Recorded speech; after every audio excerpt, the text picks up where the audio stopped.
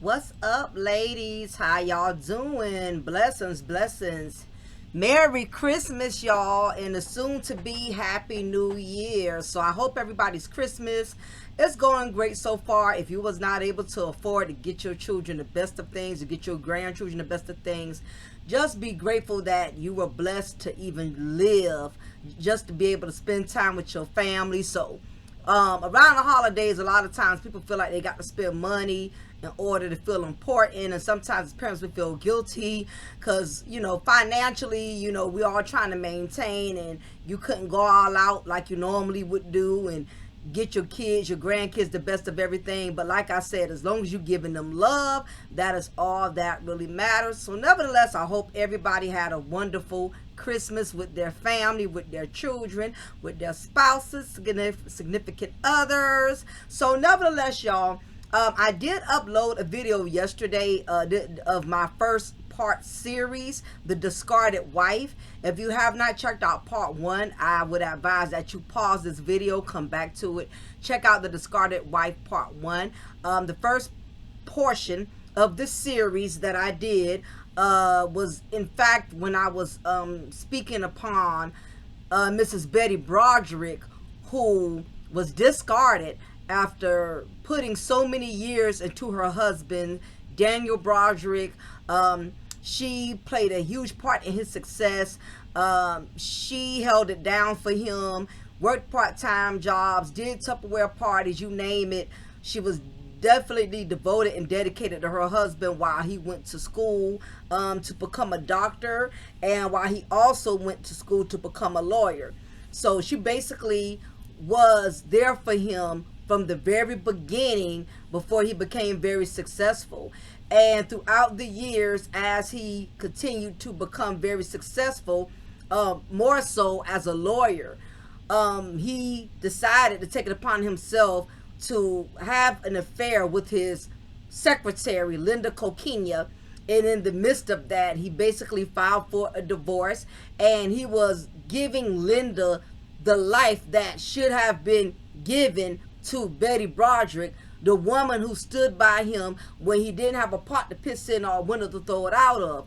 Nevertheless, as his success became bigger, so did his ego, and so did his attitude. And nevertheless, he got to a point in which he felt as if he did not owe Betty anything else but an allotment check once a month. And I basically told y'all everything, how he was deducting money out of her allotment every time she cussed him out, every time she lashed out on him, because of course Betty was very distraught when Daniel took it upon himself to leave her for a younger woman who, like I stated, had nothing to do with his success, but yet he was willing to give all of that to the new woman and basically leave Betty. And Betty took it upon herself to take his life and to take the life of his newlywed wife, 𝓜𝓸𝓬𝓱𝓪'𝓼. Basically, everybody tried to paint Betty out to be this crazy, narcissistic, psychopathic woman. In actuality, she was none of those things. She was just very emotional and very distraught, and she couldn't handle the rejection. She could not handle the fact that she gave this man all of her years, all of her loyalty and dedication, for him to take it upon himself to just leave her and basically give that whole life that they struggled to have together. He wanted to spend the rest of it with someone else. So she took matters into her own hands, and she's currently still serving prison time at a Florida Correctional Institution Center. So anyway, if you haven't checked out part 1, please make sure you check out part 1 where I talk about Betty Broderick. So basically, this is the Discarded Wife series in which I'm talking about women, married women, who played a very significant, huge part in their husband's success and their husband's accomplishments. Because like I said, behind every good man stands a very good woman. A lot of these men do not become successful by themselves. There was a woman, whether that woman was taking care of his children while he was constantly on the road, taking care of the bills until he got on his feet, A lot of women have done this, and the only difference is you have some women that have just learned to take the L and move on and deal with it, and you have other women like Betty Broderick and the one that I'm getting ready to speak upon today in the part 2, Clara Harris, who says, oh, hell no, I be damned if you walk the face of this earth after I've given you my heart, my life, I bared your children.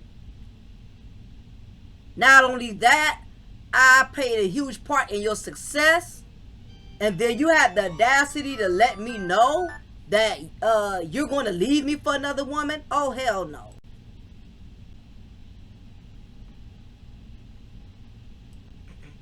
So nevertheless, y'all, we're going to get it popping. We're going to be discussing the case of Clara Harris, who decided to take the life of her husband, David Lynn Harris, back in the year of July 24th, 2022.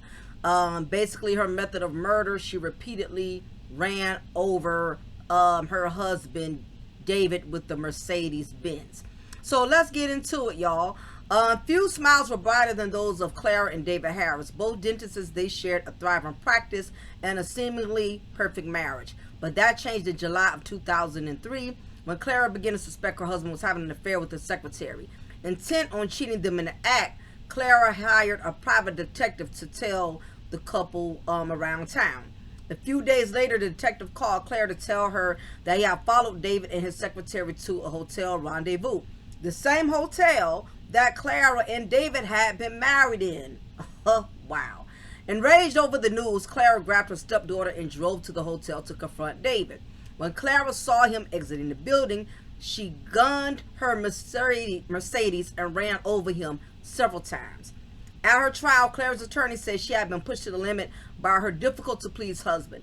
According to the defense, Clara had quit her practice, hired a personal trainer, and undergone plastic surgery in an effort to make David happy. But the jury showed her little sympathy, especially after watching a videotape of the vehicular homicide that had been taped by, ironically, the detective Clara had hired to tell David. Convicted of second-degree murder, she's currently serving a 20-year sentence. Now, keep in mind, she only served 15 years, and she has just been released as of 2018, and she's going to be on probation until 2023. So she did not do those whole 20 years. David Lynn Harris was an orthodontist who owned a chain of orthodontist offices along with his wife Clara Harris. The chain was particularly successful, and the couple were able to afford an upscale home in Friendswood, Texas, and luxury cars, including Clara's Mercedes Benz. The couple had married on February 14th, 1993, and were raising 3 children, twin sons born in 1996, and David's daughter Lindsay from a previous marriage. During the course of his marriage to Clara, however, David began having an affair with his former receptionist, Gail Bridges. Listen, ladies, don't let your husband hire no goddamn secretary. Coincidentally, the same thing happened with Betty Broderick. Her husband hired a damn secretary, and that's when it all derailed. It's just a big coincidence how these stories just match. So anyway, David began having an affair with receptionist Gail Bridges, who he later admitted to the affair. Clara, who was suspicious, had hired a private agency to spy on her husband, and on July 24, 2002, the agency notified Clara that her husband was at the Nassau Bay Hilton Hotel. Yeah, my bad, I'm thinking of Hilton Head, South Carolina. Nassau Bay Hilton Hotel with his mistress. When Clara went to the Hilton Hotel to confront her husband, she reportedly attacked her husband's mistress, Gail Bridges. When hotel security guards escorted Clara to the Mercedes Benz, she was apparently still angry, and she took anger out on her husband. When David and Gail came out of the hotel, Clara struck down her husband in the parking lot as her teenage stepdaughter sat in the passenger seat. According to the medical examiner's office, Clara ran over her husband 3 times. David was dead at the scene, and Clara was charged with first-degree murder. Her trial began the following February. At the trial, Lindsay Harris testified against her stepmother, claiming to have attempted suicide 4 times after her father's death. Also introduced at Clara's trial was actual videotape of the crime recorded by the detective agency she had hired. Clara Harris was found guilty of murdering her husband on February 14, 2003. She was sentenced to 20 years in prison and fined $10,000. 20 years is the maximum sentence allowed by the jury's sudden passion finding and would have been the minimum without a finding of sudden passion. Ironically, Valentine's Day would have been Clara and David Harris's 10th wedding anniversary. She is currently, well, not anymore, but she was incarcerated at the Mountain View unit in Gatesville, Texas. She will be eligible for parole in 2013. Clara's sons are in custody of her friends, and they see their mother often. So, nevertheless, y'all, there's a couple of little details that this particular article left out that they failed to mention. Keep in mind, when Clara found out about the affair, when it first initially occurred, she confronted David, and David admitted it.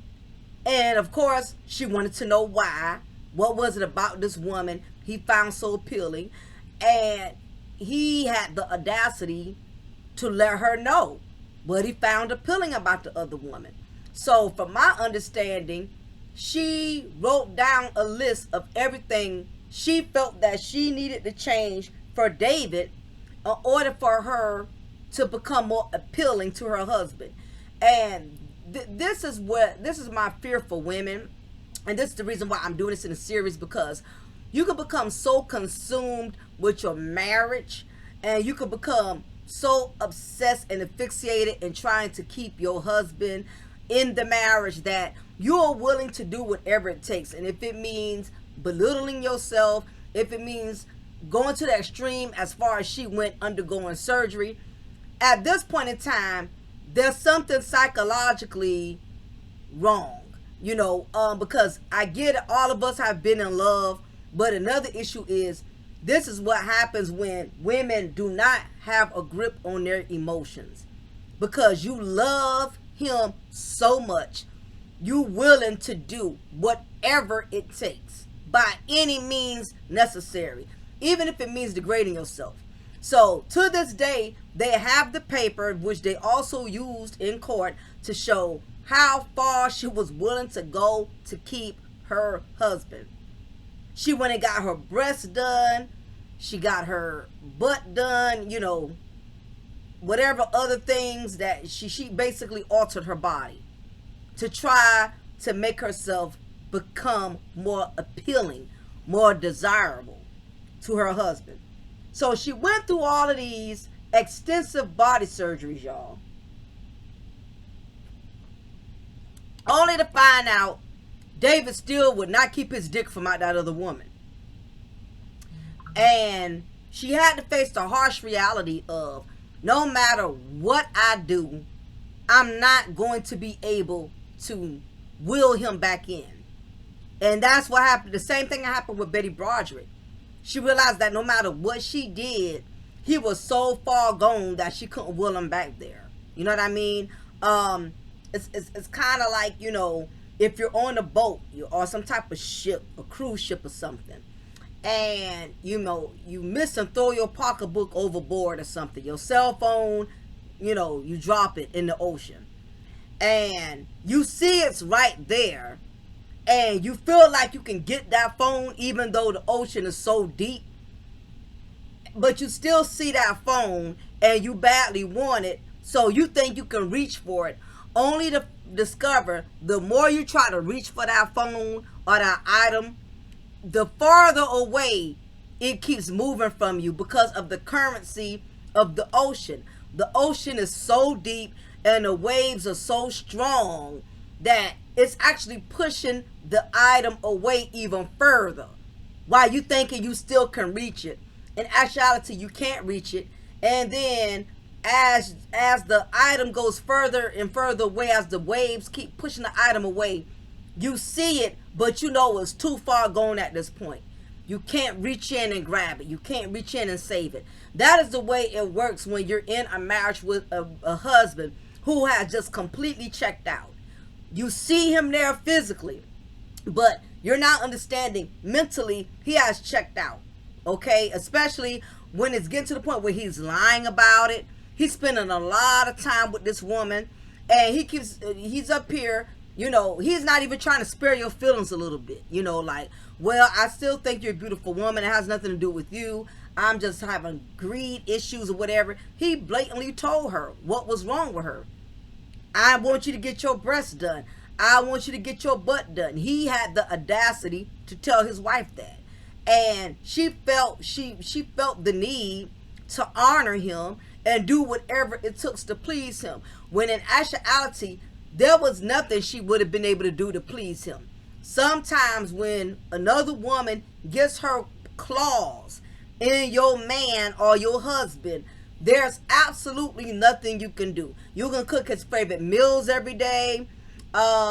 You know, you can give him a blowjob every day. You can try all kinds of different sexual positions. You can even spice it up by buying expensive lingerie from Victoria's Secrets. You could plan all of these getaway trips. But no matter what you do for him physically, his mind is some goddamn place else. Like the song goes, your body's here with me, but your mind is on the other side of town. That's basically what it is. Well, some of these men catch feelings. It's one thing if it was a one time, and like I said, I totally condone cheating. Please don't mistake it that I'm condoning it and I accept it, because I don't. But it's one thing if it's a fling. But when it's getting to the point he's taking her out of town, they spending all this time together, it's past just a physical thing. He has become emotionally invested in this woman. And at that point in time, there's nothing you can absolutely do to save it. So, Clara was enraged when she went through all of that, thinking that she was going to be able to will him back in, only to discover that he was still dealing with this woman. So, Clara, beknownst to her, confronted David again. She already had hired a private detective who had given her all of this information. All of the signs was there. But what happens to a lot of women, we don't want to lose that image that we have portrayed so strongly throughout the years. You put up this this front. You're so used to putting up this portrayal that you have the perfect family, the perfect husband, perfect marriage, and you're so afraid. You're more afraid of the embarrassment than you are with the disrespect. And it's terrible when you become more asphyxiated on your image than your well-being.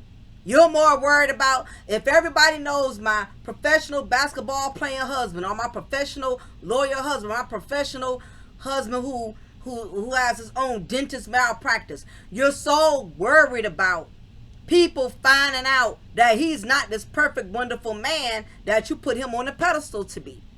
And it starts to enrage you because you know what's coming. You see it's coming. You see it's a bomb waiting to explode. That your perfect little image that you've been portraying all of these years, now you're about to have to deal with the next level of your perfect image being exploited and being the talk of the town.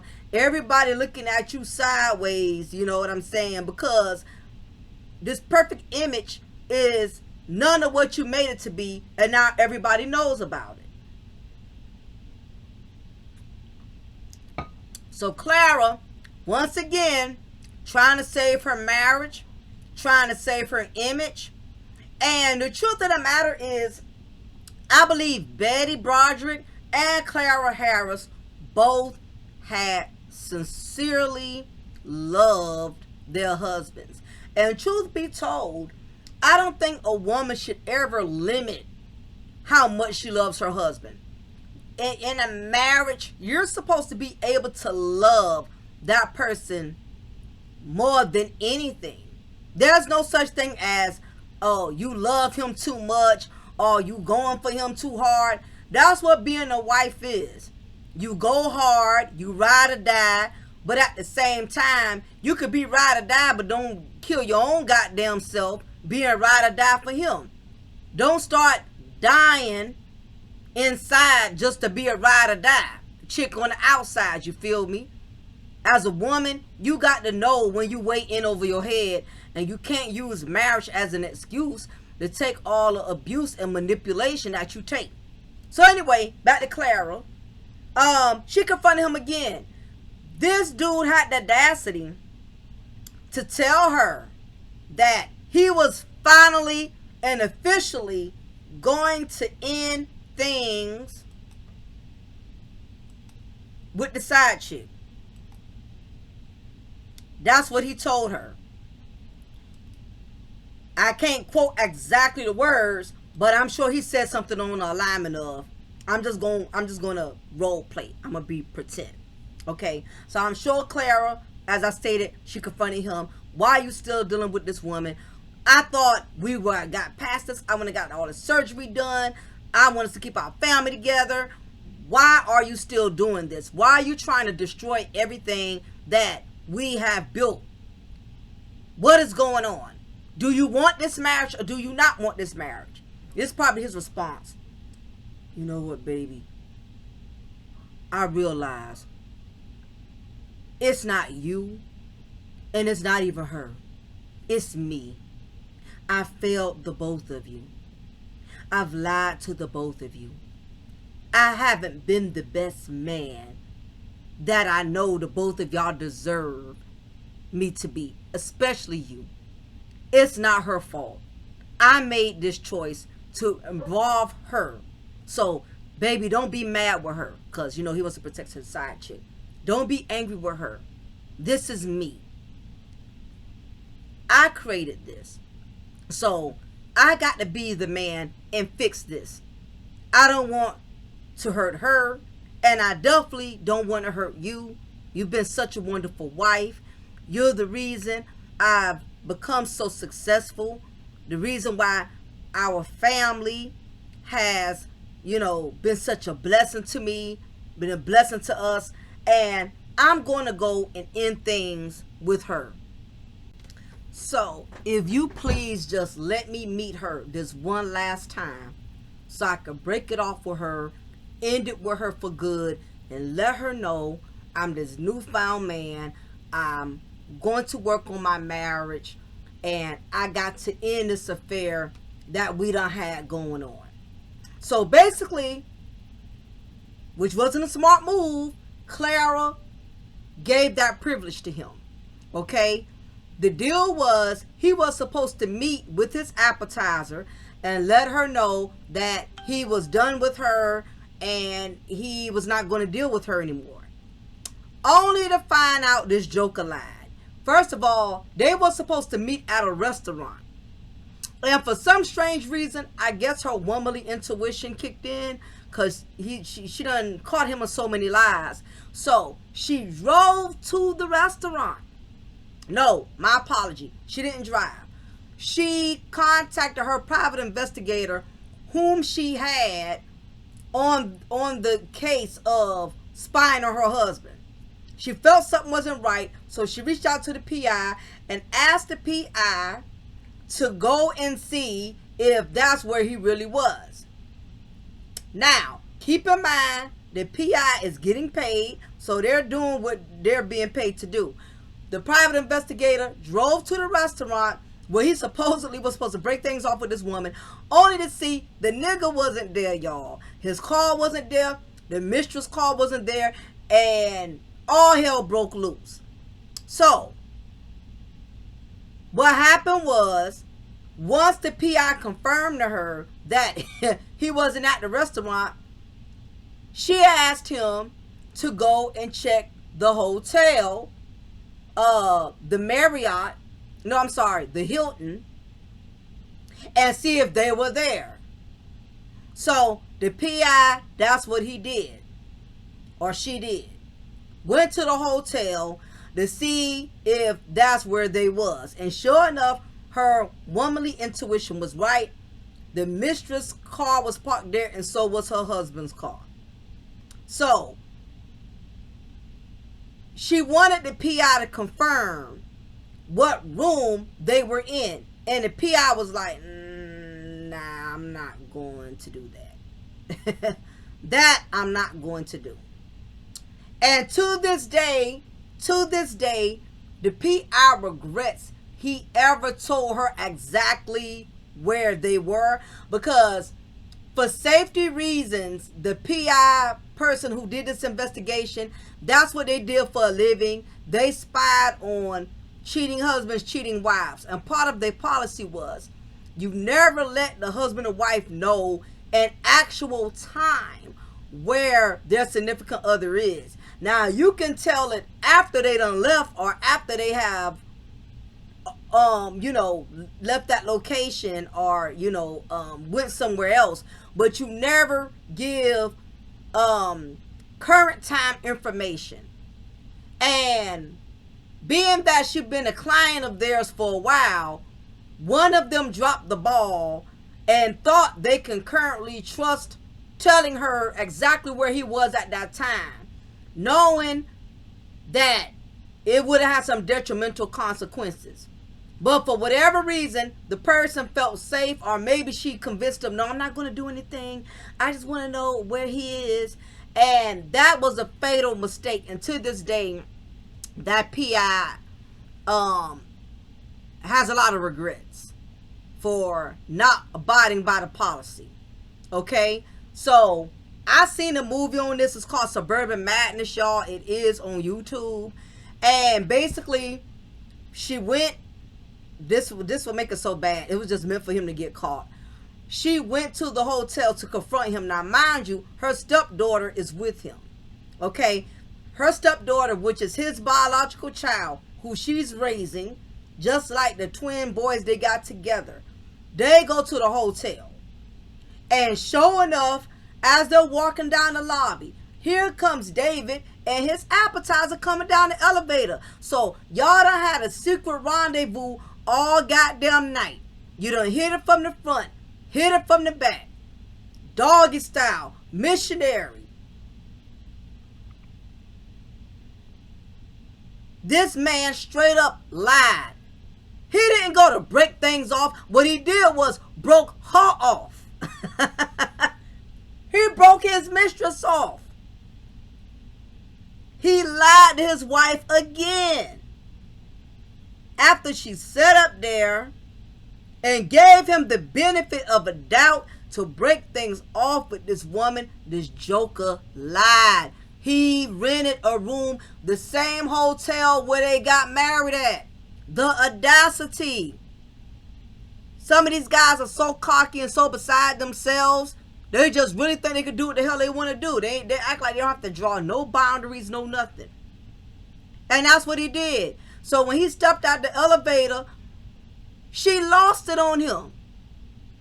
She screamed at him, yelled at him. Now, mind you, this is a hotel, one of those extravagant 5-star. So you got all these rich folks standing in the lobby looking at this ghetto suburban shenanigans go down. You know what I mean? So she's going off on him. She immediately starts attacking the female. Now keep in mind, y'all, all of this animosity had festered in Clara for quite some time. And she's already feeling defeated because she's done everything she could to talk to her husband. She done got surgery done work on her body. She's done everything 9 times out of 10 for her to let her guard down. He was still deceiving her somewhere. He was probably still taking his wife out to dinner, probably still being intimate with her, really fooling her, making her believe that he was done with his tricking and he was ready to settle down and be a husband.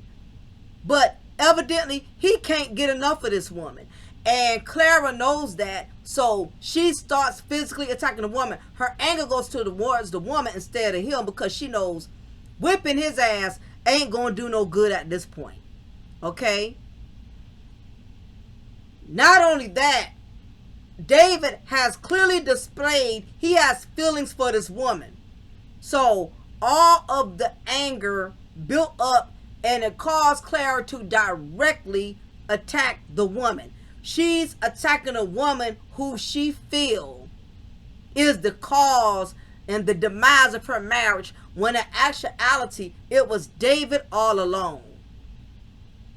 This woman would have never had no parts of David had David kept his dick in his pants.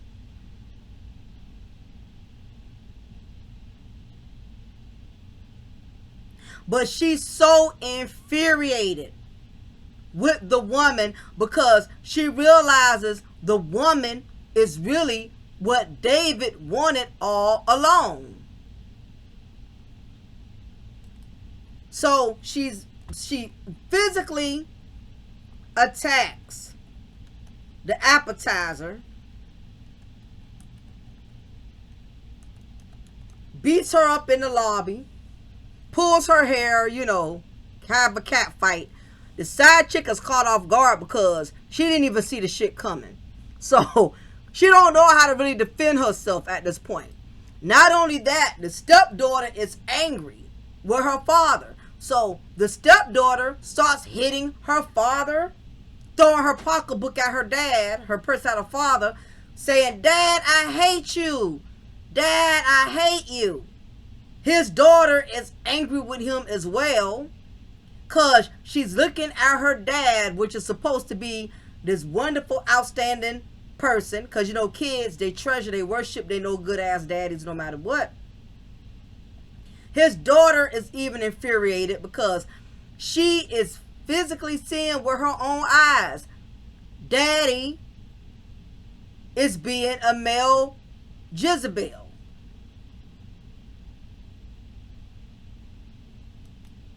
So even his daughter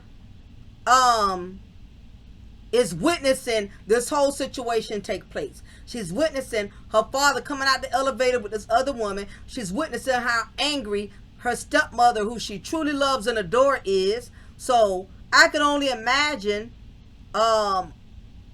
what she was thinking, what his daughter felt. She loves her father, but I'm sure she was very angry. So nevertheless, staff came in, broke up the fight. Security broke up the fight that took place.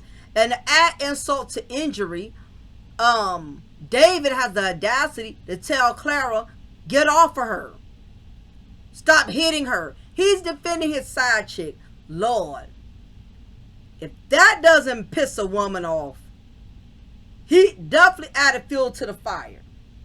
Clara and Lindsay walked into the lobby just as David and his office receptionist, Gail Bridges, Gail, okay, that's the appetizer name, was emerging from an elevator. Days earlier, David had admitted to Clara that he and Gail had been having an affair, and he promised Clara that he would end it. Obviously, he hadn't. Clara, who had been tipped off to David's whereabouts by a private investigator she had hired, went berserk. She lunged at Gail, slapped her, grabbed her by her shirt, and tore it off, all the while screaming, "You bitch, he's my husband." At the same time, Lindsay began hitting her father with her purse, shouting, "I hate you. I hate you. I hate you." Eventually, Clara and Lindsay stormed back to the Mercedes. This was after the staff broke the fight up and basically separated them from each other. Because that's basically what you're supposed to do in an intense situation like that. Get both parties far away from each other as quickly as possible. They saw David and Gail heading to Gail's SUV in a different part of the parking lot. So he still wasn't man enough to go with his wife. He's still separated and left with his mistress. Go figure. Clara suddenly gunned the engine and raced towards them.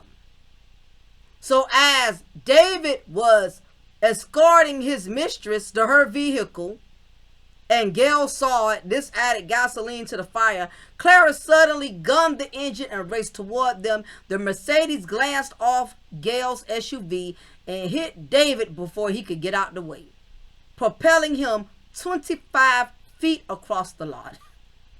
This ain't funny. It's not funny. Lindsay opened the door and struck her feet on the ground as if she was attempting to escape, according to witnesses who then saw Clara whip the car around, hit the accelerator again, and drove over her husband's crumpled body a second time. Then she did another 180 and ran him over a third time. Clara was mad. No, she ran him over 3 times. She was mad. When Clara finally stopped the car, she got out, looked around, walked towards her dead husband, cradled him in her arms, and begged him to breathe. "I'm so sorry," she was heard saying over and over. "David, I'm so sorry." She realized what she had done. When her anger settled in, when she came off that anger rage and realized, seeing his lifeless body there, that she did too much, that she really took it to the limit. This is what happens when you take more than what you should take. This is what happens when you don't set any limits, you don't set any boundaries. You put yourself in a position in which you take and take and take and take and take and take. It builds up to the point you become a grenade. You explode. And I don't care how smart or wise you are as a woman, anger has no boundaries. Anger can show you things about yourself that you didn't even think you could do. You know how many women sitting in prison never thought they would get that angry and kill their husbands? Betty Broderick didn't wake up that morning and said, "I'm going to kill him." Clara Harris didn't wake up that morning saying, "I'm going to kill him." But as a woman, realize when you keep taking disrespect over and over and over and over, you don't even know yourself. You don't even know your breaking point. You don't know. So you can't even underestimate yourself. Both of these men did not respect their marriage. Daniel Broderick and David Harris, both of these men did not feel that they owed anything else to these women, their wives, who was dedicated to them, devoted to them. And this happens to a lot of women that we don't even know of, whose story is not near as famous as these two ladies are well known. One lady is still serving life, while another one has missed out on the majority of her life, all because they've given so much to one man who has failed them and disappointed them. And this is the reason why I want to do this series, being a discarded wife, because it happens a lot. Like I said, Mary J. Blige got discarded after Ken was taking all of the money Mary was making and looking out for his side chick, who ended up leaving him. No different than Wendy Williams. No different than Britney Spears. A lot of women have been manipulated and bamboozled out of millions over a selfish ass, no good ass man who they have invested and put so much into. So I may not need to do a part 3 series. I'm gonna just go ahead now and basically give y'all the elements as to what women can do, or what women should consider doing in an event to avoid putting themselves in a situation. The very first thing I would recommend is, for one, please have a life outside of just being a mother and a wife. You have some women, their whole lives conform around just being a wife. Everything is my husband, I take care of my husband, I do for my husband, I support my husband's business, I support my husband's everything. You have some women, all they could talk about is their husbands, because that's all the fuck they got going for them. Okay, is their husbands. If they're not bragging on their husbands, they're bragging on their children. Oh, Billy is in the band, and little Regina is in a ballerina, and that's all the hell they could talk about. And you put yourself in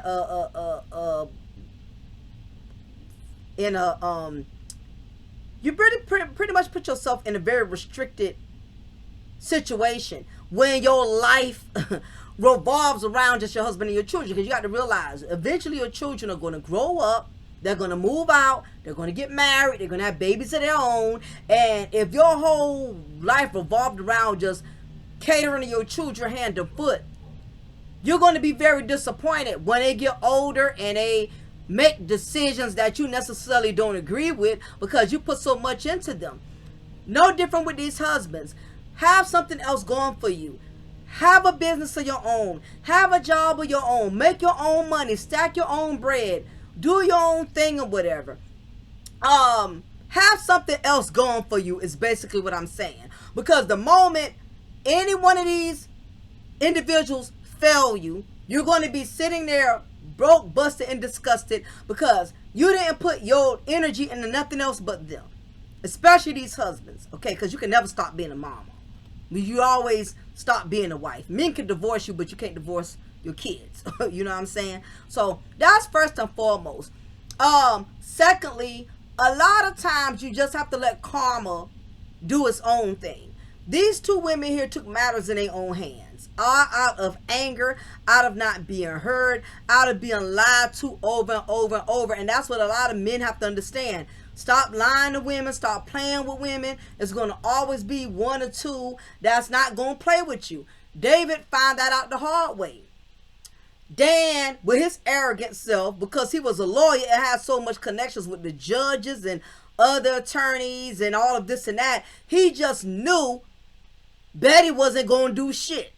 And she showed him different. And sometimes what men have to understand, the more they up the ante, eventually these women are going to up the ante too. You know, you're going to get something big. Listen, you got to attack it big. You can't go up against a goddamn snake with a mouse. A snake would devour a goddamn mouse. Only way you can devour a damn snake is you got to cut the goddamn head off. If y'all hear any noise, y'all, I got some Mexicans next door that's cutting their grass. So, forgive me. I can't do nothing about it. I got thin ass walls. But, nevertheless, y'all, these women reached their breakup point. They couldn't take it anymore. And then, on top of that, it's bad enough you wrong, but you strong in it. You already shitting on me, but then you got the audacity to be so dignified in shitting on me. Like I said, Daniel had the audacity. He was taking money out her allotment every time she spoke her mind and cussed his ass out. I mean, what you expect? This woman just supposed to be friendly and easygoing, even though you starting a whole new life, a whole new chapter with a whole nother woman. And you can't take her calling your answer machine and cussing your ass out. She's just supposed to be a willing participant. And when she and this is the thing, when a person in general, and I don't advise women play with men's feelings either. Just don't lie to people. Don't play games with people. You keep playing games and you give people false hopes and they find out that it's all been a lie or it's been deceit. They're going to come at you and they're going to come at you hard. So, the main thing is, these ladies should allow karma to do its work. I guarantee you, if Betty would have sat back and just allowed karma to do its work, Dan, she would have observed Dan falling on his face. Something was bound to happen. Because, see, God honors how we treat marriage. Even though we're in a society where a lot of people don't respect marriage, even married people don't respect marriage, but God does. And you definitely reap what you sow. 9 times out of 10, Dan, he was going to get him bamboozled too. Linda probably would have ended up leaving his ass. Or, if not, Betty probably would have ended up with a better husband who would have really appreciated her, who would have really valued her. If you really sit back and reflect, ladies, think about some of the guys in your life that really made you mad, really made you angry. Now think about if you pulled a Betty or you pulled Clara. See how they ended up? I remember I had an ex one time. I mean, I was really in love with this guy. And I really thought, you know, he was going to be my forever. You know what I mean? Only to find out he was cheating. he was doing a lot of ill stuff and all of that. And I kid you not, I really felt like I was never going to recover from that heartbreak. I felt like I would never recover from it, because that's just how much in love I was with this guy, you know. And sure enough, life put me in a position where I had no choice but to let go, because I ended up having to move up north with my father. And I guess I didn't have the courage to leave a toxic situation, so God had to do it for me. And things ended up happening where I had to be removed from him, you know. So I sound like to say this: you never know what type of favor God has over your life if you just accept the L, fall back, and let karma work its magic. And sure enough, years down the line, when I did run into him, mind you, I already been remarried, and I just had a daughter, who was like, I think she turned 1 or 2 or something like that. And he ran into me at the convenience store. I didn't even know who the nigga was. He approached me and he was like, "Oh, you don't remember me?" And he looked so bad and so terrible. I said, "Honestly, no, I don't." And I didn't say it to be a smart ass. I just really didn't know who the hell he was. "Oh, my name is Timothy." I was like, oh, hell no. When I saw how bad and raggedy he looked, how much weight he done put on, I said, this was the person I was so crazy about. I was so in love with. Oh, thank you, Lord, for dodging our bullet. So a lot of times, you never know, God could be, blessing you, what you feel like it's a punishment. That could be God's way of protecting you.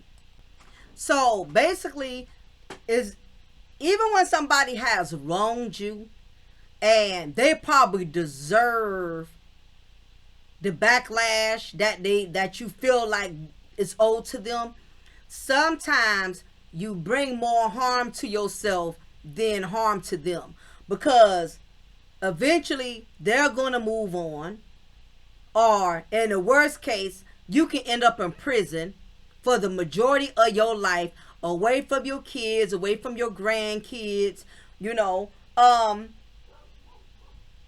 whole family will go on without you, one way or another. And the sad part is, a lot of these men don't have a conscience when they do this type of stuff, So that's the second thing you have to realize. You have to let karma work its magic. I guarantee you, had both of these ladies did that, these guys would have ended up paying a price one way or the other. I've seen a lot of good women get trampled on, get shitted on, only for these men to end up getting something much worse than what they left their wives for.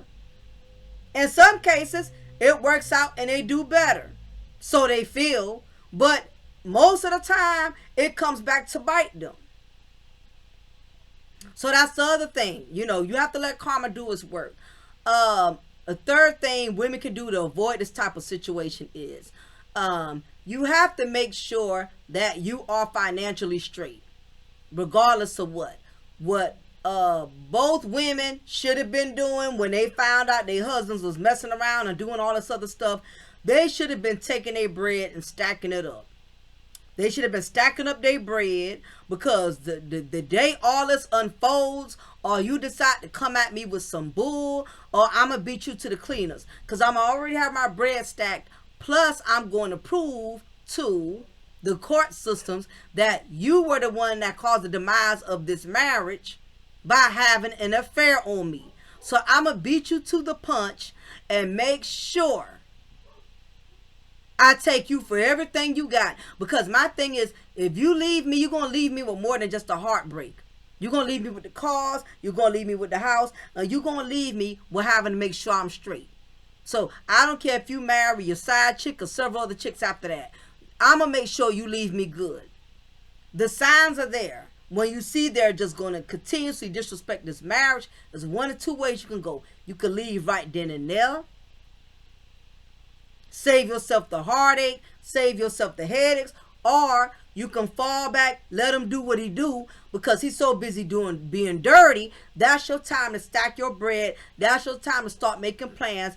that's your time to start getting you a nice home somewhere. Start preparing to exit this marriage. That's what you have to start doing. Don't wait. Because listen, a lot of times I learn when a man really does not want you, he's going to become more and more nasty towards you. And this is the mistake a lot of women make. When they see they're about to lose their husbands, they try to be more pleasing. They try to be more catering.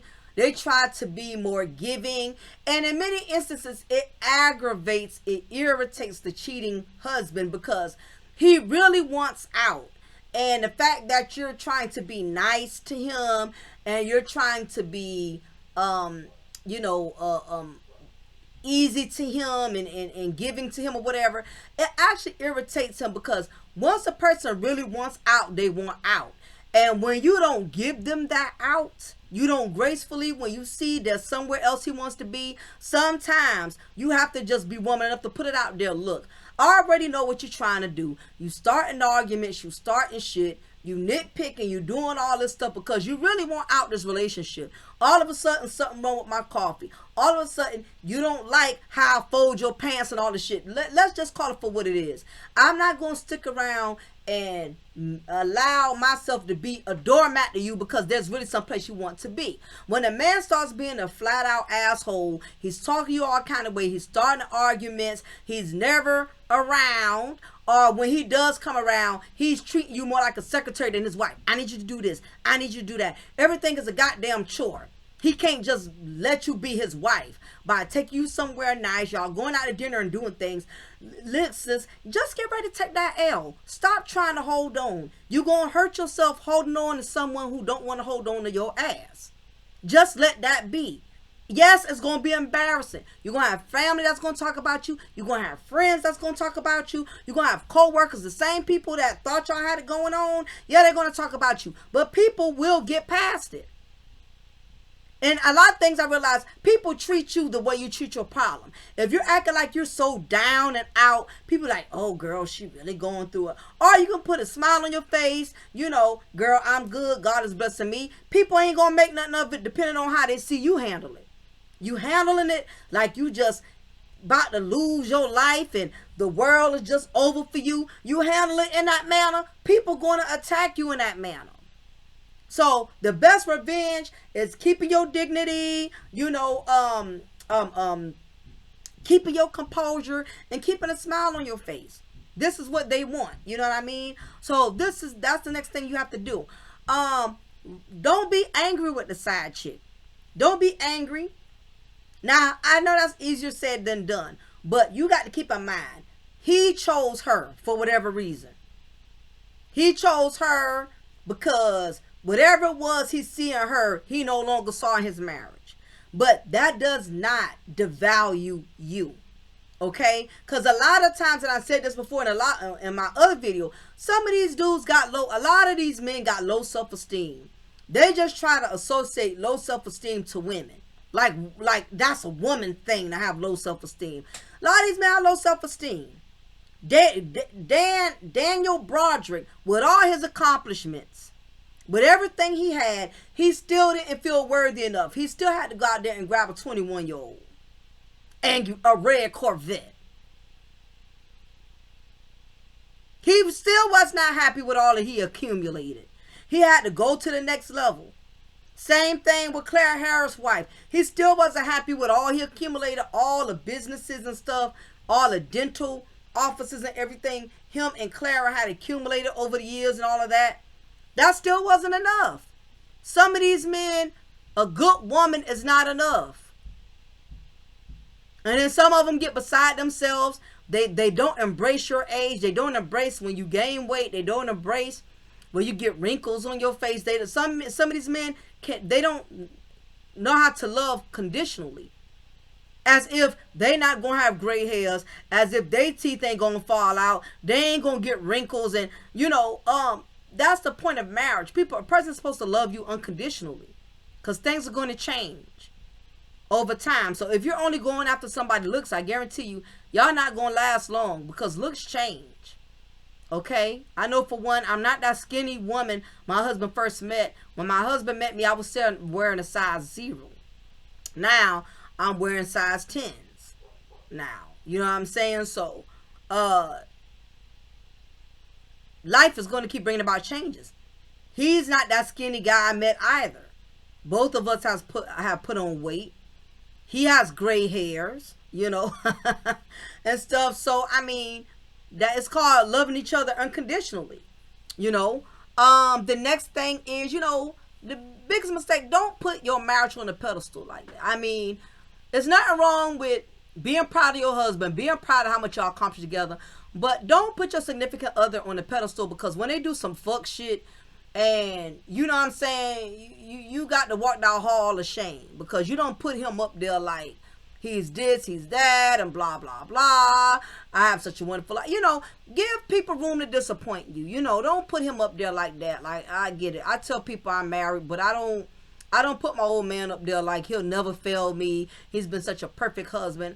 I'm just not about to do that, because in the event that something goes left or goes wrong, I got people looking at me with the side eye like, oh, Mocha acted like she was doing so great and this and that. You got to be careful how you present your marriage, to people. You know what I mean? Don't try to put dudes up there on the pedestal. Many women have done it and they paid the price. They've been embarrassed and tried to backtrack their story. Like, all due respect with Mary J. Blige. I'm a big fan of Mary J. Blige, but one thing I peeped about her that a lot of women did not peep. Maybe some of y'all did peep it, but y'all just didn't say anything. When Mary J. Blige was with Can-Do-Isaac, she put that man on a pedestal. She put him on a pedestal.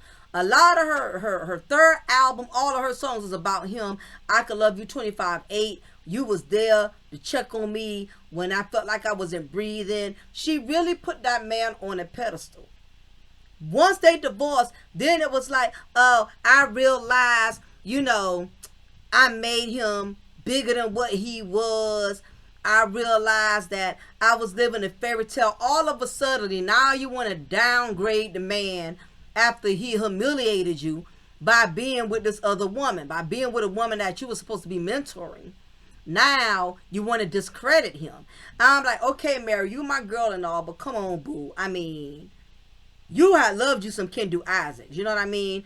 And I get it. It happens. You make a person out to be something, and they end up embarrassing you, and now you got to backtrack, and that's why I say you can't put none of these dudes up there like that. The next thing is, love them, but don't worship them. Nothing wrong with loving your husbands, being in love, but don't worship them like they God. Don't sit up here, oh, I can't live without him. If things were to go wrong, how I'm going to live my life, how I'm going to take care of my children. The very thing you worship will be the very thing that destroys you. And a lot of these women do it, especially women that got men with money. They are very, very, they hold their husbands on a top-notch level scale. And I'm like, girl, please. Money or no money. A man got any little, most men are capable of some type of fuckery. They do fuck boy shit. All men have at some point. If not with you, they've done it with women before you, or they're going to do it with women after you. So, you just got to be mindful how you put yourself out there like that. Another thing is, don't let your image become more important than your reality. I don't care what it looks like, but you got to live with the reality of what it is. You can put up a front in front of your friends who, low-key hating, in front of your mama who probably told you she never liked a nigga in the first place. She felt like he wasn't shit from the jump. All your sisters who never cared for you being with him, but you're going to put up this front like we're doing good, doing great, whatever. Don't become so fixated in your image that you'll stay in a abusive marriage. And a man ain't got to be beating on you to be abusive. A man ain't got to be cursing you out. Just constantly cheating on you with multiple women, that's abusive. And not only that, it's very risky to your health with all of the diseases and stuff we got going around here. It's just too much, not to mention unwanted pregnancies could come out of this. Man gets comfortable slinging his dick out there too many times. Eventually he's going to bring home something that he didn't leave with. So don't become one of those women that Long as as long as we make the struggle look good, that struggle love, as long as we make the struggle look good, then that's all that matters. Believe it or not, you have had marriages who have gone through stuff like this and they survived it. They doing better. The husband learned his lesson. He stopped dick slanging and all of that. And some survive and rise above it and use it as a stepping stone. And you got some who never learn. They keep going, and keep going because ain't shit really happened to them. So they figure, oh, ain't nothing going to happen. So you just got to be mindful, ladies, of allowing this type of disrespect, because you are a human being. Eventually it's going to boil over and you are going to snap.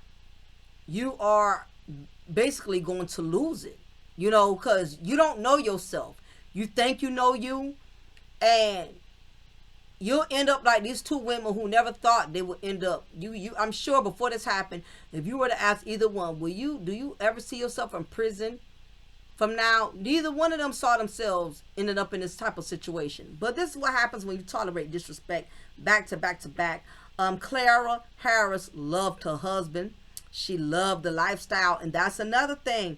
Don't let the lifestyle cause you to take a lot of disrespect. A lot of women are staying in situations for money, for security, for image, because they don't want their rich friends or their bougie family thinking they ain't got it going on. A lot of women especially is the lifestyle. You don't want to give up your house. You don't want to give up your Porsche. So you don't want to give up your 6-9 bedroom mansion. So you rather be miserable in that Porsche. You rather be miserable in that mansion. You rather be miserable getting all your hair done, your nails done with your Prada bags, with your Michael Kors bags, with your 𝓜𝓸𝓬𝓱𝓪'𝓼 bags, with your Prada bags. You got all these luxurious things, but you really can't enjoy your lifestyle because your husband is a whore. You got that Prada bag, but you ain't got your husband, because he buying other bitches Prada bags. So what's the purpose of having a lifestyle if you don't have somebody that's going to respect you enough to share it with you? It defeats the purpose. Them bags don't hold you at night. Them bags ain't going to make you feel but so special. That Porsche ain't going to make you feel but so confident. After a while, it gets old. You want a husband. You're going to want your husband to spend time with you, respect you, treat you as his wife. How many times you going to keep riding around in that Porsche by yourself, knowing he's somewhere in Barbados with his side chick? How many times you going to go shopping at the Lenox Mall, at Dolce & Gabbana, and buying Rolex watches, and a nigga ain't never there for you to give him a Rolex watch? To give, or say, babe, I thought about you today. I was at the mall and I decided to pick this up for you. You know what I'm saying? What's the purpose? When you're not enjoying him with that lifestyle. A lot of women are miserable because they want that lifestyle more than they want a healthy marriage. So that's a big thing. Both of these women, they love their lifestyle. They had their kids in soccer teams. They was soccer moms, beautiful houses. They was part of the elites. They did not want to lose none of that. But they end up losing their mind, and most importantly, losing their goddamn freedom, and still lost their husbands. Because when a man want to leave, he gonna leave. I'm like Keisha Cole. Listen, where he's at is where he wants to be, honey. You cannot force a man to love you. You can't make him love you. When a man done checked out, and a lot of times they done sit there mentally processed it for months while you thinking everything hunky-dory because you've been so busy shopping at the Prada store. Some of you don't be realizing your husband's been checked out because you so busy spending money out the account. You ain't paying attention to him not connecting with you physically, spiritually, socially, because you so busy swiping the goddamn black card. And a lot of these men, they know we love money, so they'll keep giving you money just for you to stay the fuck out their face, and that way they can hold around and do what they want to do. Some men that give you money just so they could do their dirt. Just so they can hold around. They'll give you the keys to the Porsche, give you the keys to the Phantom, and while you thinking you got it going on, he giving you that shit just so you can leave him alone. So he could do him. But anyway, I'm gonna get ready to shut it down, y'all. The Discarded Wife. I'm not gonna have to do a 3-part series. I got through this quicker than what I had anticipated. Definitely, any of you women, ladies, if you see yourself in a situation, don't wait till he pulls that last nerve, and now you doing some over the top shit because you done set up there like the build.